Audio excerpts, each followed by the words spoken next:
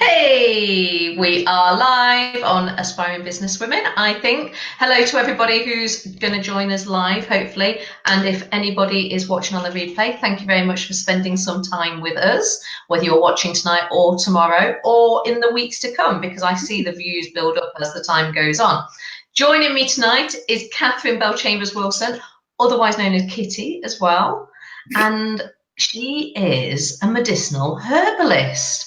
And I hadn't come across a medicinal herbalist before I met Katherine, and I like to think of her like a witch with all of her potions and lotions that she has around, in the nicest sense of the word, not in a horrible sense. So, Katherine, I know you've not always done this, so No. tell us what you did before and how you came to be what you are now. Well, I did my first degree the end of the 80s, beginning of the 90s in history of art and Italian, which qualified me to be absolutely nothing. So I went and worked. I mean, honestly, it was about as useless as a degree I could have thought of.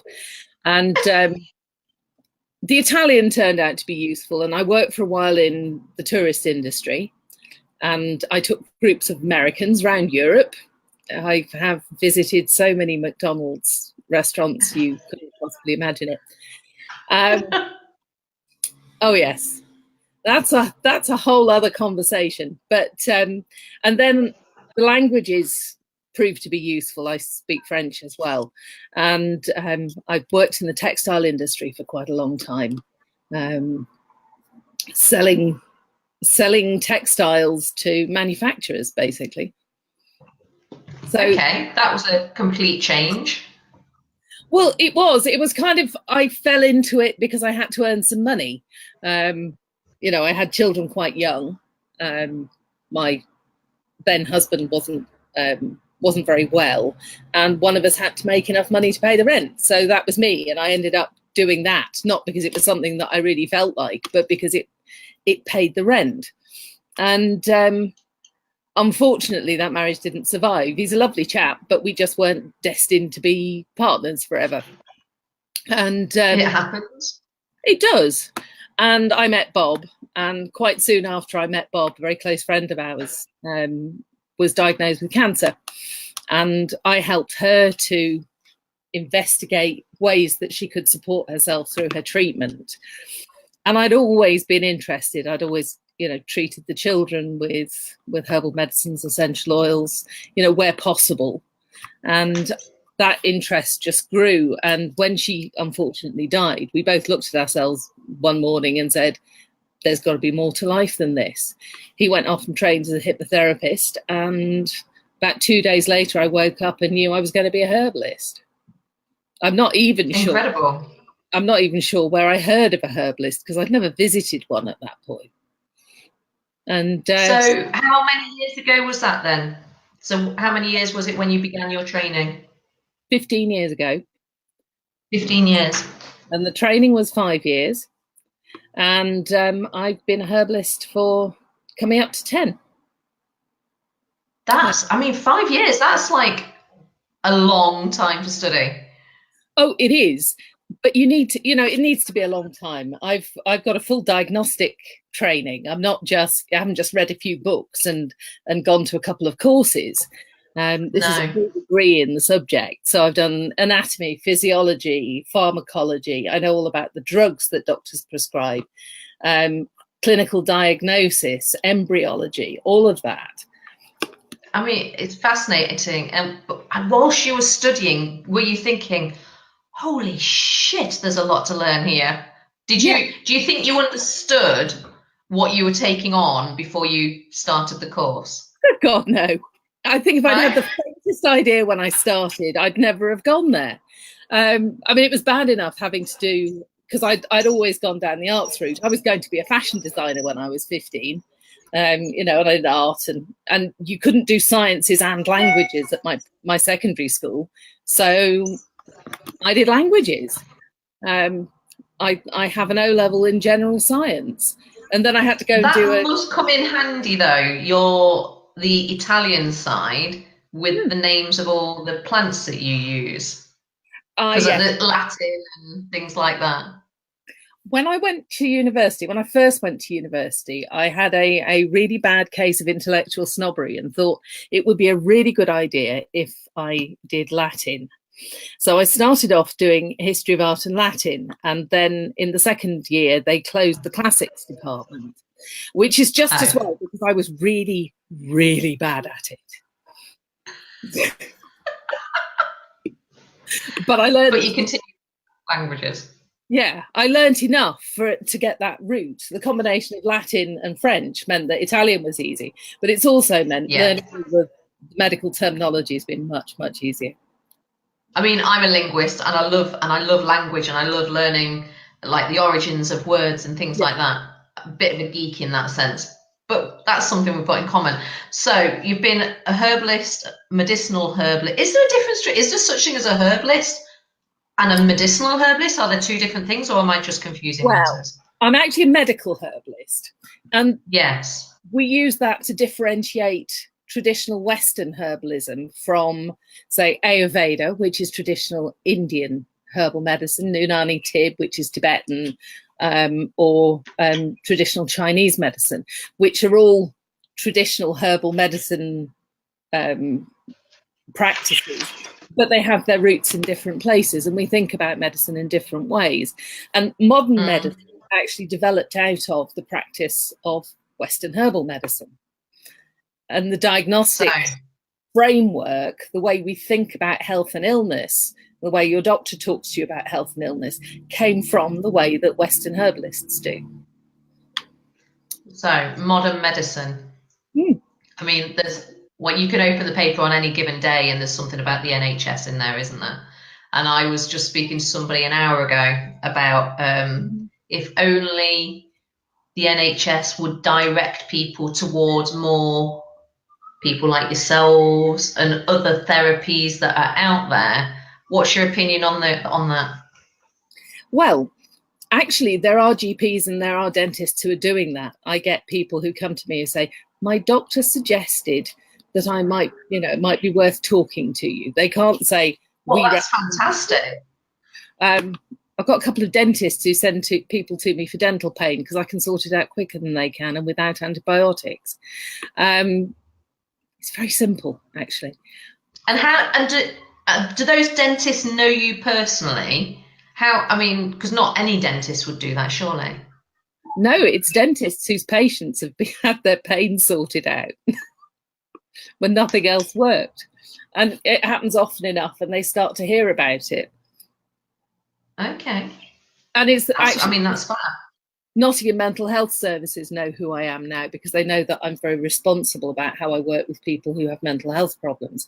I'm not going to say, yeah, come off your antipsychotics. That's a great idea. I don't know. Take this leaf. Yeah, no, that's just irresponsible. And what's more, if, somebody needs antidepressants, it's life-saving medicine and, they should be taking it till they're well enough to not take it. But there are or to reduce it. Yeah. There are times when that's exactly what you need. But there are things that you can do with herbal medicine alongside that to make life a whole lot more bearable. And so that you can learn ways of managing it when it comes along again. Because a lot of people who have depression once will have it, repeatedly. Partly because of the way modern life is, and partly because some of us are just wired that way. And that's okay. That's true. You've mentioned depression, but I know that that's not your specialist subject. No, my specialist subject is women's health and fertility. Yes. So tell us more about the fertility side. How can you help people with that? I help men and women to improve their fertility health so they can conceive naturally. And I've worked with couples who have had repeated failed rounds of IVF, couples who've been refused IVF, couples who are older, couples who are younger. The oldest couple I worked with, he was nearly 70 and she was 49. And she had twins. For fertility? Yeah. Oh. I did tell them I didn't promise anything. And, You know, I wouldn't say to a 49-year-old woman, yeah, we can deal with this, but we can improve the general health so that it's more feasible.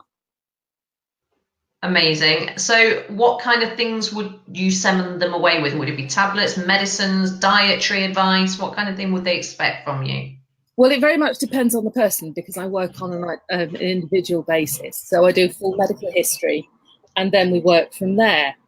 There's no point sending a woman off with, you know, loads of herbs if it turns out that she's fine and her husband's got a low sperm count. Yeah. And actually, you know, the number of times you get a couple where actually not both of them have been tested is truly frightening. So there's a possibility she's going off for invasive tests, so they haven't even checked whether there's anything wrong with his sperm. Yeah. Get off that. So if fertility is obviously, and I know somebody that we both know who was successful through you as well, and they now have a little girl, don't they? So I mean, isn't your success rate is quite a high success rate as well, isn't it? Yeah, I have a fairly high success rate. Up until middle of last year, it was 100%, but I've specialised and I take on a lot more people now. And for women over 45, it's 65%, and for women over 35, or between 35 and 40, it's still 80%. Which is incredible compared to IVF, which would be about 25%. Yeah, and that's what people need to know. They can spend, what is it, about 6,000, 4,000, 6,000 for IVF? For a round of IVF. And the other thing, of course, is IVF, they're constantly trying to sell you add-ons. I mean, my personal favourite at the moment is embryo glue. What on earth is embryo glue? And there was an interview with an IVF specialist, and she was saying, oh, well, no, I don't believe in it at all. It's absolute nonsense, but the clinic want me to offer it. And couples are apparently asking for these extra things because they think it's help. For embryo glue, that's incredible. You also mentioned women's health as well, which is kind of a similar category. But what age women are we talking? Actually, or do you do from? Sorry, they're all the same. They're all the same hormones that are causing us problems. So your 13-year-old daughter who's having horrible periods and loads of pain and getting very upset is having problems with the same hormones as a menopausal woman who doesn't know what's going on. She's throwing the pots and pans. She isn't sleeping at night, and she's starting to get a bit hot and bothered. It's imbalances in the same hormones, and it's hormonal puzzles that really excite me, because we think of all these hormones as being different things. So you've got your thyroid hormones and your sex hormones and your stress hormones, and you think of them as discrete different things, but actually it's a complex whole. And if one of those is out of whack, then the whole picture changes. For instance, if you're very highly stressed, your body prefers to produce stress hormones rather than sex hormones, because in theory, running away from bears is life-saving, having babies isn't. So it'll do the life-saving stuff so that later on you can do the others. But if your constant stress is problems with traffic, a shit boss, problems with your partner, you can't get to sleep at night because the neighbours are rubbish, then that stress never lets up. You never run away from the bear. You don't use up those stress hormones, and you're just in a constant loop. And since they're both made out of pregnenolone and DHEA, you've got a finite supply of that. So after a while, building blocks start getting shifted over into the stress manufacture and away from things like progesterone. But is it easy to rectify it? Is it easy to bring those blocks back over to where you've taken them from? Actually, do you know what it is? It takes a while. And you're looking at about 3 full cycles to get things to start to fix where you want them. Yeah. But there are herbs that help the body deal more effectively with stress. And then there's all of the other things. We need to look at your life as a whole. There's no point just saying, oh, take this, it'll make everything better. because it'll be fine as long as you're taking it, but you stop taking it, your stress levels go up again. Oh, absolutely. I mean, talk about contributory factors. Just this evening, I was having a conversation about my back and my pains and all that malarkey. And I said, well, I've changed my diet. Yeah. I've increased my CBD oil to the next level. And then this has happened. And this, I said, I don't know which one of those has an actual effect on me, but one of them has. So I'll just keep doing all four. Or the combination. Go for the best. Yeah. Yeah, exactly. And it is just trying things from different angles. You yourself helped me back in October last year with some pain relief, of which I was stood in my front garden earlier this evening thinking, oh, it's nearly time for those magic mushrooms. It certainly so is. If you're watching, yeah, if you're watching and you've just heard me say magic mushrooms, yes, I am talking about magic mushrooms. Those fairy toadstool ones that grow in people's gardens. Katherine needs them. Carrick. Yes. Fly Carrick. That's what they are. And tell people why. I can make a tincture from them that interrupts nerve signals, which reduces the pain of sciatica. And I can also use it for other kinds of nerve pain, joint pain, what have you, to reduce the intensity. So essentially, I collect them from my garden and then put them on Katherine's doorstep in an autumn as and when they grow, because they grow in front of my house, which is quite rare, I think. It is. And interestingly, last year, obviously, this got out, and I started to find gifts of Fly Carrick on my doorstep. And then somebody else got in touch and said, oh, I've got the most incredible ring of Fly Carrick mushrooms in my garden. I hear you want them. And she sent me the picture. And honestly, her garden looked like fairyland. Oh, wow. And they were huge. Yeah. I can't keep them in my garden because of children, but I do let them grow in front of the house. Yeah. Because they are poisonous, aren't they? They are poisonous, and they can give you a nasty stomachache. And also, I mean, you'd have to eat 3 or 4 full-size ones to do yourself real damage, but they can cause hallucinations, which is a very bad idea in children. Yeah, although it could be slightly amusing, but I won't go down that route anyway.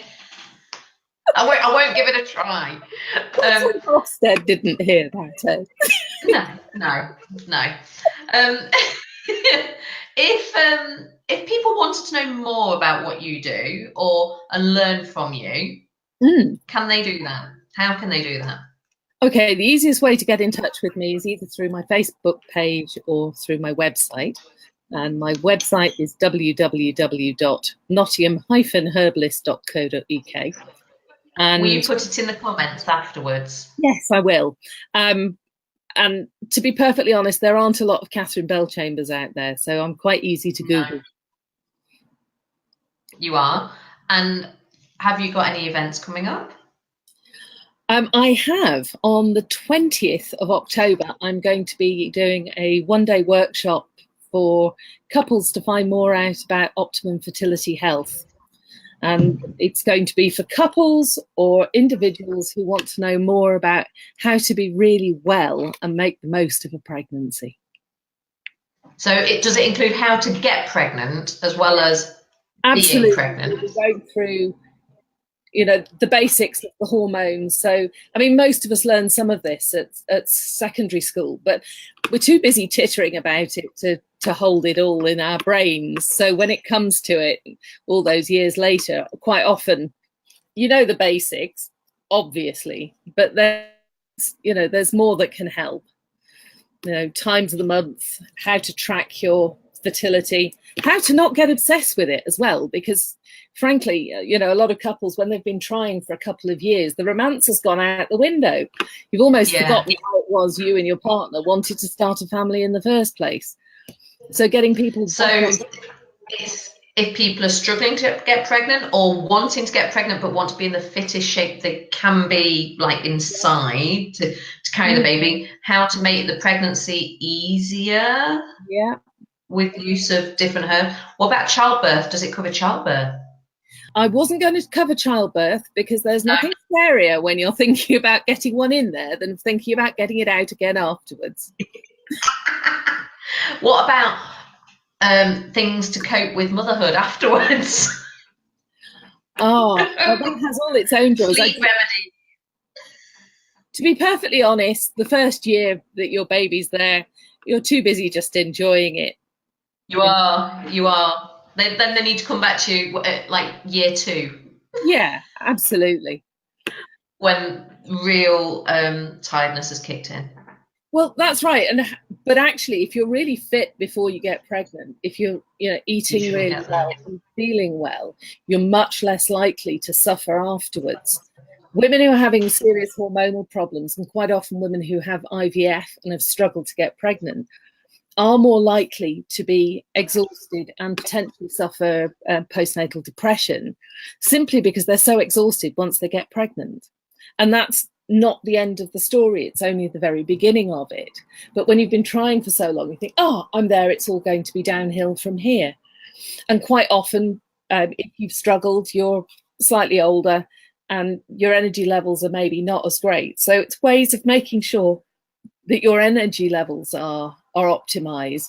What can you eat to make sure that you're feeling your best despite the challenges of having to get up at 2 o'clock and 4 o'clock and, or just... And all the hours. Do you look after yourself properly? Do you practice what you preach? I try really hard to practice what I preach. Obviously, sometimes I don't. It just, we do our best. You can't be perfect all the time. No, absolutely. And I think you can probably tell I'm not a woman who lives on lettuce leaves. And I do believe in the curative powers of tea, coffee, chocolate and alcohol. I don't think it's realistic. People come to me and they assume I'm going to tell them to give everything up and go vegan. Actually, no, that's not the idea. The idea is to find the way, make the best of the life that you have, not trying to turn you into something else, because that's not going to happen. And I mean, you've just got such a wealth of knowledge, which I guess is what you get from 5 years worth of study. Well, yes, but it's not just 5 years, because every single day that I work as a herbalist, I learn something new. And every single patient that I work with teaches me something new. Well, if people are watching this and they're not following you yet, they should be, because on your Facebook page, that's an education in itself. Oh, that's so much fun. I found one of those plants in the garden one of those weeds in my garden just today, which you were saying dry, and I did look at it and I thought, I'm not going to dry you, mate. I'm not going to turn you into any kind of tea. It crossed my mind, but it's not going to happen. But by following you on the Facebook page, I'm becoming more aware of what's in my garden, which I would have ripped up before. Well, quite. And all of these herbs have something useful. I've got the ultimate transferable skill. I mean, come the bloody revolution, if everything goes to hell in a handbasket, at least, I know what the plants do. But there's so much to learn, and everybody can have access to herbal medicine. But there are things... Do you still do your foraging walks? I do. I haven't done one in a while, actually. I was thinking of doing an autumn one. Yes. Because there's quite a lot of interesting autumn plants. But this year's been very strange, because we had that very cold winter, then a very late, very warm spring. Everything went from no leaves... And a super hot summer. Super hot summer. Yeah, everything's gone over early. So things like elderberries, which are normally ready mid-September, October, are already, I need to go out tomorrow. So it's going to be interesting. But I do plan to do one probably the first couple of days of half term. Yeah. Sounds good. Make sure you let everybody know. And it's great for kids to go along to as well and learn. Oh, they're great fun. Yeah, absolutely. Because what I learned, I started learning about herbs when I was little, because my mum was an avid gardener. She's Dutch, but went to the trouble of learning the English names for our words so she could tell us. Aww. I know. Aww. So I knew all That's about incredible. So it's no wonder you've got a brain like you have. Mm. You clearly take after your mum. I don't think I knew that you had Dutch in you either, which is also where your linguistic side comes from too. Yeah, my mother spoke 11 languages. My uncle spoke 16. 11?